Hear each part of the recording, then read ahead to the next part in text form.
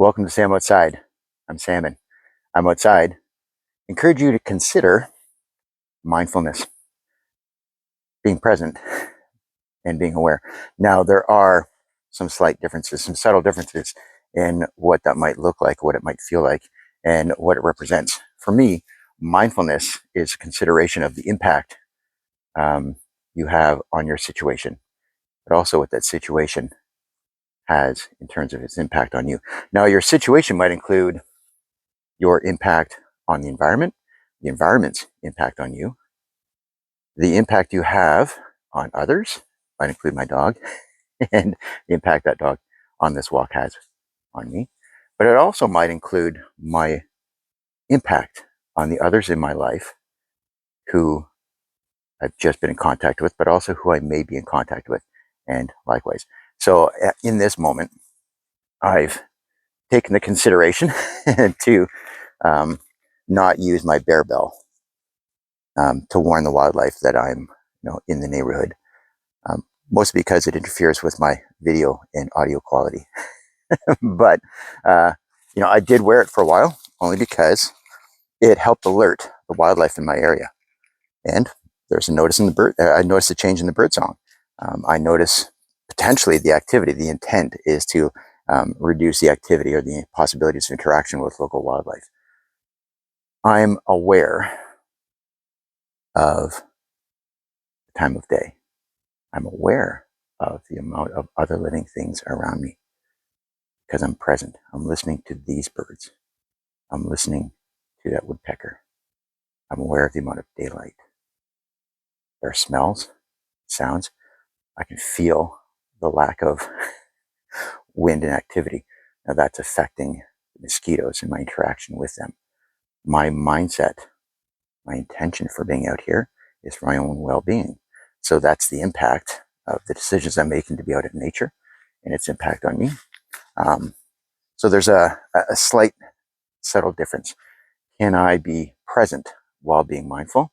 Yes, but also no, because I am considering those other aspects of what have just happened, what's currently happening presently, but also the impact of what my intention will have on me for the rest of my day, in the consideration of how this will affect my intention of getting access to morning daylight, time in nature, physical activity, the impact that that's going to have on the rest of my day. That's the mindfulness part of it. And I don't have to be present for that. But being present helps me connect more deeply with nature. The act of using my senses, the act of being considerate of the other local wildlife, of my dog, and our impact on that, both for our physical, mental, and emotional well-being, for our safety. So being present here in the moment, using my senses, being aware, might be slightly different than the mindfulness of all these practices that it took to get here, that it takes to be here, and that it will take for the rest of my day. So those are slight considerations. So it has to do with intentionality.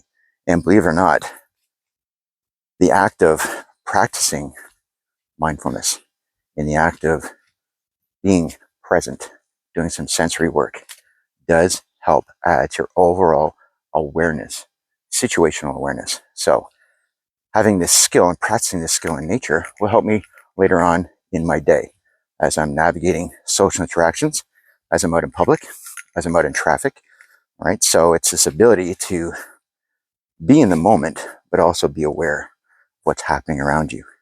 Taking a look at how people stand, how they are in relation to each other, facial expressions, intonation, tone, energy, all those things. That awareness, the ability to be aware of that, is practiced while in nature. And then, of course, being mindful of your own senses, not only how your impact on your environment, but also how that environment is impacting you. So that is a different sense of it. So when we're practicing mindfulness and sensory activities, it's one thing to notice the smells and the sounds in the energy of others. But how does that impact me? And when we start to consider that,